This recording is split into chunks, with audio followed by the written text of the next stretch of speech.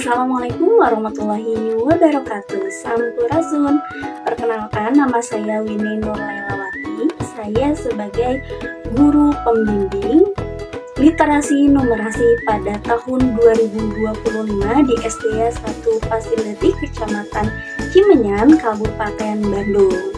Pada hari ini saya akan mempresentasikan hasil dari tantangan literasi numerasi pada bulan Juni 2025, yaitu mengenai membuat diagram batang tanaman di sekolah.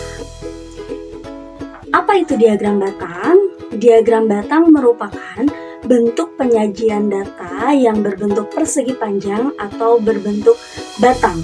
Biasanya digambarkan secara tegak atau mendatar. Ini adalah contoh diagram batang yang telah saya buat. Jumlah tanaman yang ada di sekolah kami itu ada 75 tanaman dan ada 3 jenis tanaman. Yang pertama yaitu ada tanaman hias, kemudian ada tanaman bunga, dan ada tanaman obat.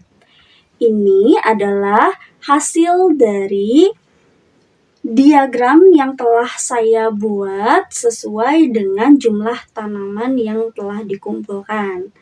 Yang berwarna hijau ini adalah tanaman hias. Jumlahnya ada 50. Kemudian yang berwarna jingga ini adalah tanaman bunga. Jumlahnya ada 15. Dan yang paling sedikit yang berwarna ungu ini adalah tanaman obat. Jumlahnya ada 10. Jadi pada data berikut yang paling banyak itu adalah tanaman hias dan yang paling sedikit adalah tanaman obat. Sekian yang saya sampaikan pada hari ini, semoga bermanfaat. Terima kasih. Wassalamualaikum warahmatullahi wabarakatuh.